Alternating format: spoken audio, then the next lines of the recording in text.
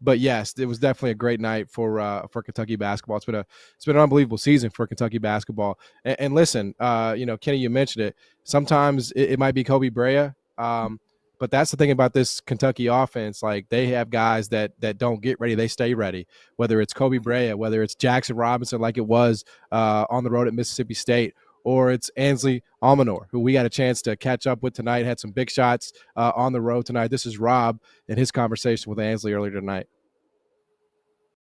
Now let me welcome onto the Field of 68 After Dark, the star of the night of Kentucky's 78-73 win over Tennessee in Knoxville, Ansley Almonor. Ansley, 4 for 7 from 3. You hit a couple of big ones. You had a couple of big assists. How does it feel right now getting that W?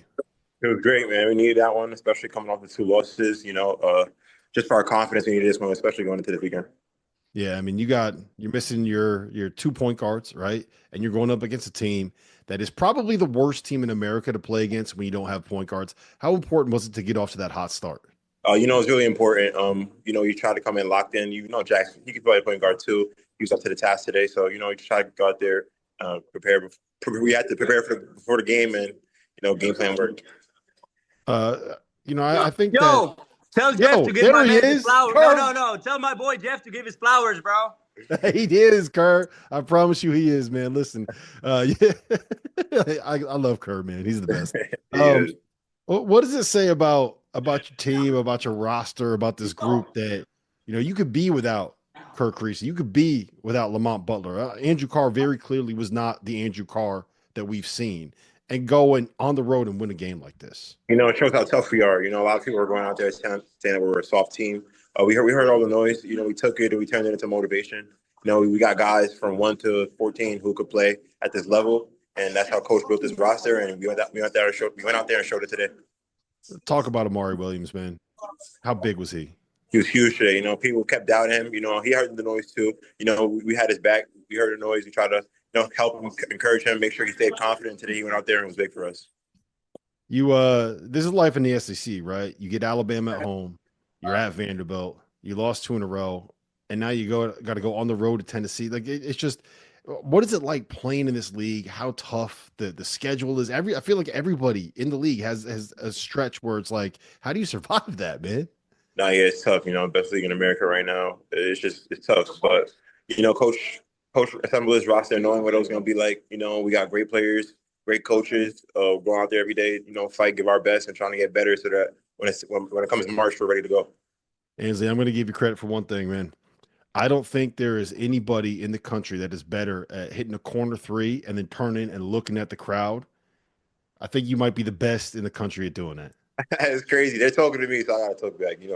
There you go. Listen, man, congratulations on the win. Go celebrate this with your team. Get home safe. And, you got Arkansas coming up. They got a bunch of pros on that team, so best of luck. Definitely do. It's going to be a good one. All right, man. Thank you. And tell Kerr we need him to get back healthy. I got you. Thanks, man. All right, thank you. Yeah, that was a season high in minutes tonight for Ansley Almonor, obviously having to step up there with the injury to Lamont Butler. And he answered the call. And I think that's a testament to that team, whether it's Ansley, whether it's Kobe Brea, whether it's Jackson Robinson. They have shooters everywhere. And Kenny, that's kind of what I wanted to ask you, man. You played high-level college basketball, and it's changed a little bit, right, since your days. I ain't trying to call you old or anything, bro. No. But it has changed. It happens fast. It happens fast. It's a rapid change.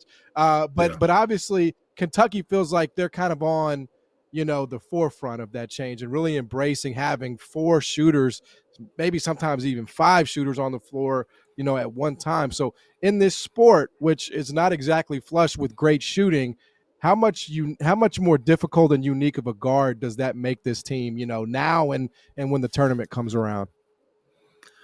Well, especially for me, I'm a big guy. When I played in college, I was 7 foot, 270, 275. Not necessarily the lightest on my feet. So it definitely makes it more difficult, especially when, if you're in a situation where you got to switch ball screens. The game, I say this all the time, the game kind of passed me by, from the time I was in probably like middle school to junior high, getting into high school, there was still a lot of like dominant big men back to the basket.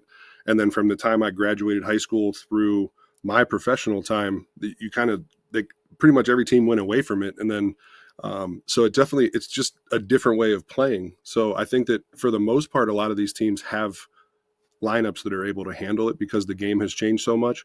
But I can tell you that from my perspective, when I was playing, it would have been very difficult for somebody like me to handle this type of team that can have 5 shooters on the court at any time. Yeah, it makes them certainly a tough cover, no question about it.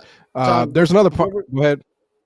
I got a question on Kentucky because I got a buddy of mine that is like a diehard Kentucky fan and always texted me during the games, like down the stretch of this one. He was like, I can't take these reviews. It's stressed me out.